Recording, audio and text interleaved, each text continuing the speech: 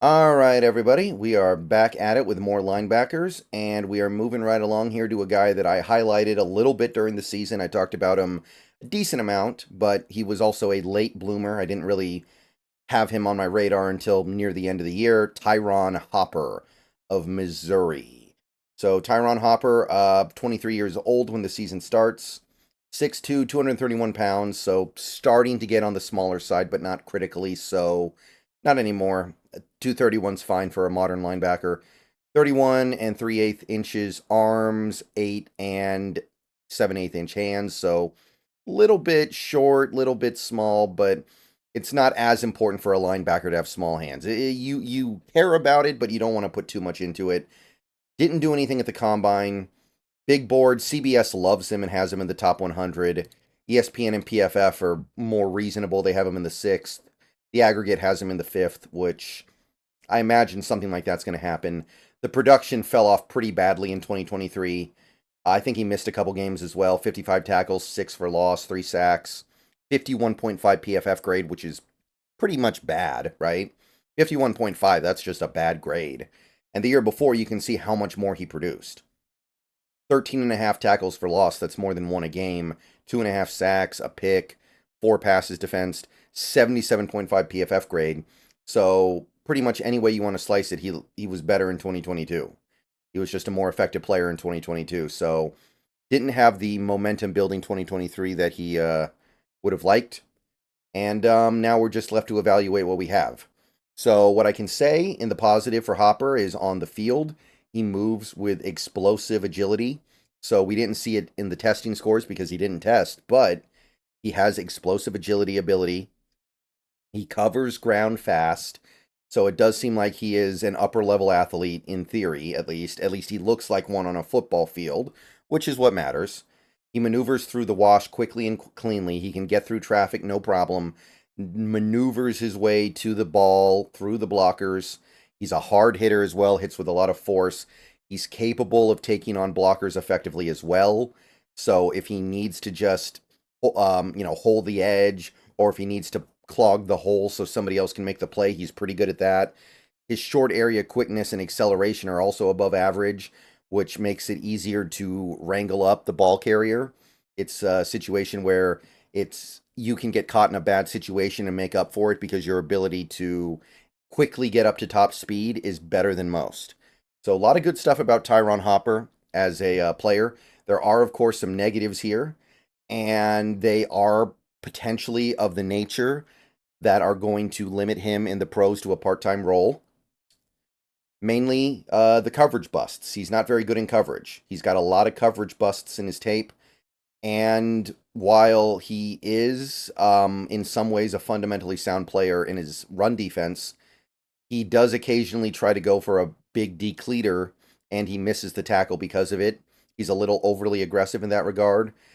He doesn't see the big picture on some plays. He gets like linebacker tunnel vision, where you just think about you and the ball carrier. You're not thinking about the blocking scheme. You're not thinking about the misdirection. You're not thinking about the wash. You're just thinking about trying to get to the ball carrier, and you lose track of the bigger picture.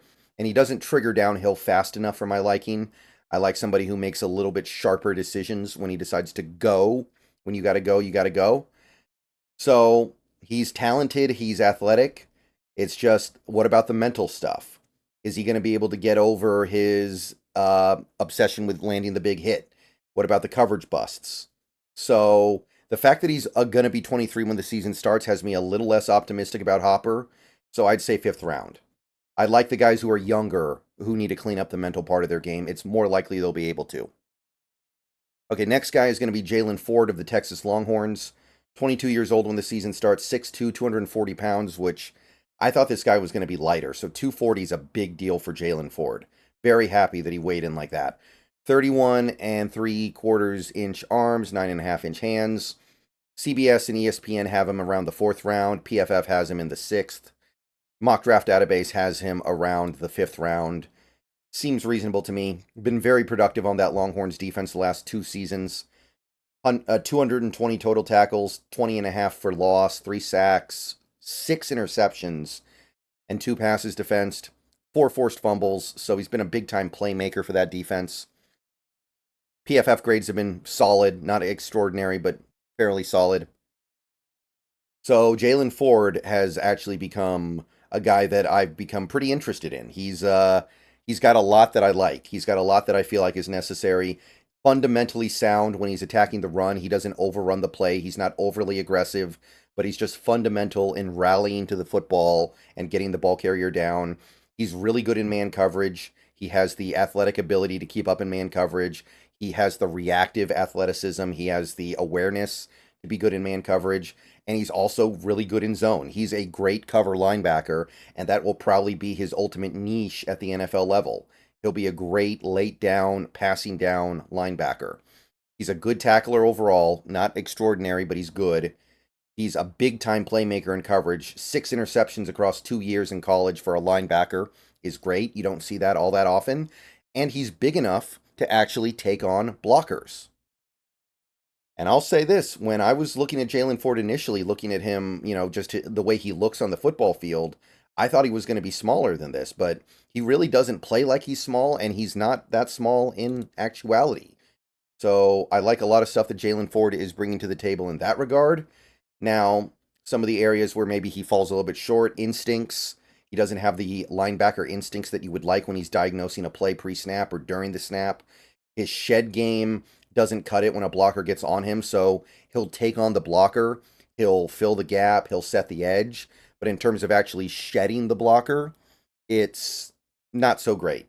So when he gets stuck on a blocker, he kind of ends up getting stuck. So that's going to be a bit of a concern. His straight line speed is not bad, but it's mediocre. So I do wonder how much of this translates to the NFL. There's probably going to be some part of it that he can't access because the NFL is just a different beast. Sometimes he overruns the play a little bit, I feel like. And it's not a big thing because overall I did find him to be fundamentally sound. But I do think that occasionally he does overrun the play a little bit, trying to make up for his lack of tremendous top end speed. And he doesn't accelerate all that quickly, so those are things that he occasionally has to try a little too hard to make up for. So I really like him as a cover linebacker at the next level. I really think that on passing downs, he'll be very effective. And I think that he'll be somebody who fills the role of like a nickel linebacker or even a dime linebacker. I don't think he'll ever be a star because he doesn't have a great athletic profile or great run play instincts, even though I don't think they're bad. But there's definitely value in what Jaylan Ford brings to the table. So I would take him in the 4th round. Definitely could use him in coverage. Definitely can use him on 3rd down. Probably some special team stuff as well. So yeah, I'd go 4th round on this guy. All right, one more guy here, and it's J.D. Bertrand of the Notre Dame Fighting Irish. One of 2 Notre Dame linebackers we're going to look at in this series. This is a slightly older linebacker, already going to be 24 when the season starts. 6'1", 235, very short arms, 30 and 5/8 inches, alarming, concerning for sure. 9 and 3/4 inch hands, that's fine. The only thing he did at the combine was his bench press. He did 20, which not very good, but also far from the most important thing.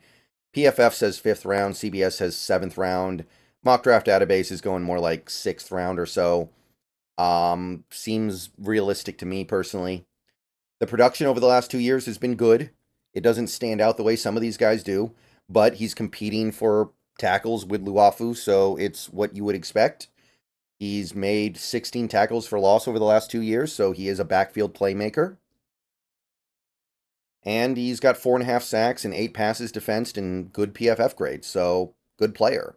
Overall, good player. He was a team captain for the Fighting Irish. He's got the strength and the willingness to take on blockers as well, which is a skill set that I'm happy to report has been pretty common in this draft class, which is good because a lot of modern linebackers don't do that because they're too small. These guys are a little bit on the bigger side compared to what we usually see, and they can take on blockers. He understands how to maneuver through traffic to get to the ball, understands how to work through the wash to make a play. And at the very least, I think Bertrand will be a good special team player in the NFL. He's got the skill set that you look for in a special teamer.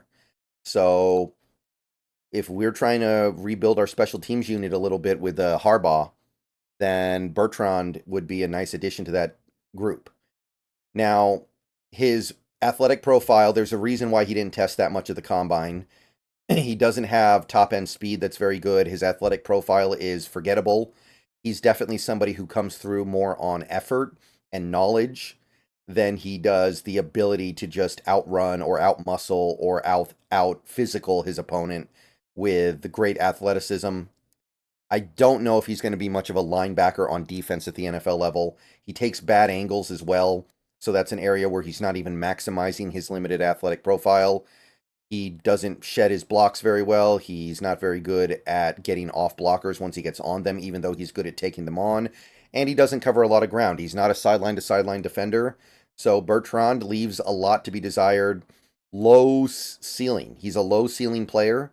I think he'll be a special teamer at the next level, but I don't think there's much else here. There's some stuff to like, but it's not enough to feel good about his ability to actually contribute on defense. We didn't even talk about how short his arms are, and that's probably going to make his tackling not good at the next level. So I'd go 6th round value because I do think he'll be a good special teamer, and if you get a good special teamer in the 6th round, you did good for yourself. But I don't think you're pulling him in here with any belief that he's going to be a good defensive player. So I can't go higher than that. And that's it for these linebackers. Let me know what you think of this crew. Again, we're getting further and further into a class that is actually very thick down here at the bottom. Now, I don't know if that's really considered to be a good thing because at the bottom, these guys are pretty heavily flawed, but there's definitely going to be somebody down here that you like. All right, let me know what you guys think. I'll see you guys later. Couple of hours, we'll have more linebackers. Go Hawks. See you guys soon.